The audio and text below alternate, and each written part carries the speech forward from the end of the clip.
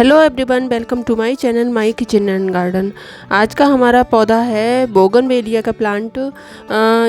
अगर आपके प्लांट पर इस समय अच्छी ग्रोथ नहीं हो रही है और उसकी अच्छी ग्रोथ करनी चाहते हैं तो आज मैं कुछ ऐसे 2 फर्टिलाइज़र आपको बताऊंगी जिसके यूज़ करने से आपका बोगनवेलिया का प्लांट ग्रोथ तो अच्छी करेगा ही और उस पर फ्लावरिंग भी स्टार्ट हो जाएगी, क्योंकि ये बेस्ट टाइम है इसको ग्रोथ करने का। वैसे तो ये प्लांट परमानेंट ही हमारे गार्डन में रहता है और ये जब जाड़े स्टार्ट होते हैं, जाड़े के टाइम में ये थोड़ा सूख जाता है, डोरमेंसी में चला जाता है और जैसे ही बसंत आता है तो ये फिर से ग्रोथ करना स्टार्ट हो जाती है इसकी।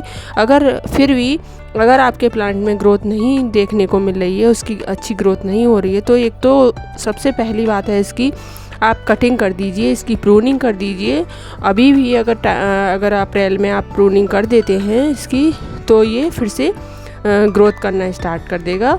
और इस पर जो फर्टिलाइज़र अब मैं बताऊंगी उसके यूज़ करने से और भी अच्छी इसकी ग्रोथ हो जाएगी और फ्लावरिंग स्टार्ट कर देगा। देखिए, आप देख सकते हैं कि मेरे प्लांट पर छोटे छोटे पत्ते निकलने स्टार्ट हो गए हैं। ये इसी समय की इसकी अपडेट है और छोटी छोटी कोपलें निकल रही हैं और इसी तरह से आप भी इसकी प्रूनिंग कर सकते हैं। इस समय अगर प्रूनिंग कर देते हैं तो ये फिर से जीवित हो उठेगा और फिर से ये अपनी नई नई ब्रांचेस निकालेगा और नई नई पत्तियां निकालेगा।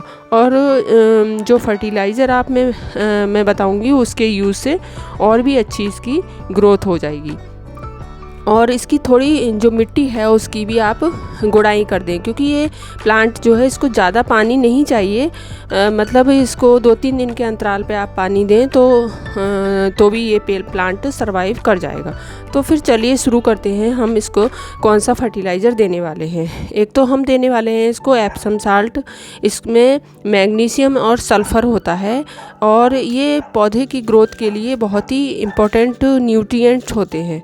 और एक है हमारा सरसों की खली, इसको मैंने पाउडर फॉर्म में बना लिया है। ये इस तरीके से दिखाई देती है। ये मार्केट में बहुत ही सस्ते दामों में मिल जाती है, अगर 10-15 रुपए की भी आप मंगाते हैं तो मिल जाएगी।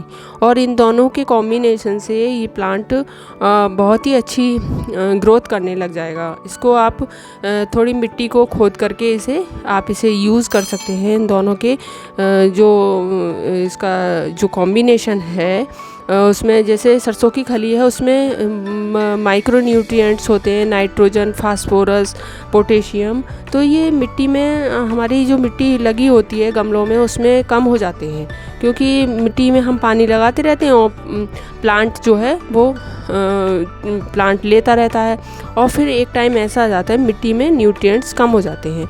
तो हम इन फर्टिलाइज़र को यूज़ करके उसकी जो मिट्टी की उर्वरक शक्ति है उसको हम बढ़ाते रहते हैं और उससे जो मिट्टी है वो पेड़ को देती रहती है। उसकी वजह से हमारा प्लांट सरवाइव करता रहता है।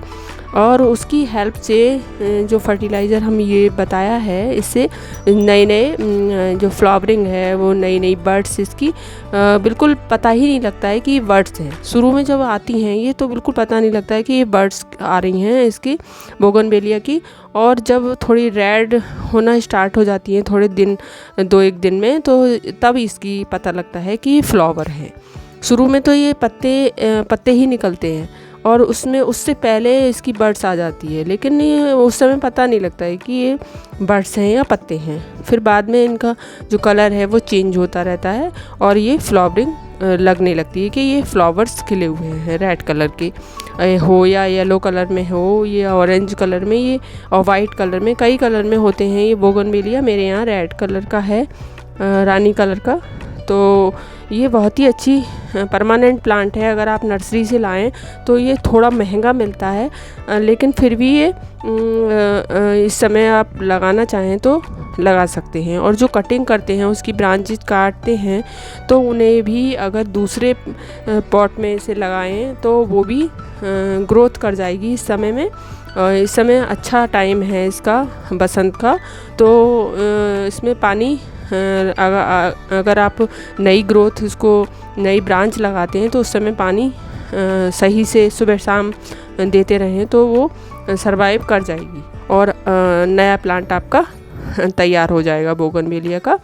और ये मेरे तो 12 इंच के गमले में लगा हुआ है। अगर ये ज़मीन में होता है तो ये बहुत ही अच्छी बेल के रूप में होता है और बहुत ही ज़्यादा फ्लावरिंग देता है। ये प्लांट परमानेंट प्लांट है। ये आपके गार्डन में हमेशा ही रहता है। अगर आप इसे अपने टेरेस गार्डन में शामिल कर लेते हैं तो ये आपके गार्डन में हमेशा ही रहेगा। ये पूरी तरह सूखता नहीं है। अगर ये थोड़ा थोड़ा इसमें गर्मियों में इसमें पानी देते रहें, लगेगा बिल्कुल सूख जाएगा, लेकिन वो सूखता नहीं है पूरी तरह से। अगर आप इससे कि फर्टिलाइज़र आप टाइम टाइम पर इसे लगाते रहते हैं तो ये सरवाइव करता रहता है। तो आपको ये वीडियो कैसी लगी? अच्छी लगी हो तो लाइक कीजिएगा और चैनल पर नए हैं तो सब्सक्राइब करना ना भूलें। और जो भी कमेंट है, आपको जो भी क्वेरी करनी है वो आप कमेंट बॉक्स में देख सकते हैं। और मेरी रोज़ की वीडियो भी हैं, उसे भी आप देख सकते हैं। Thank you for watching my video.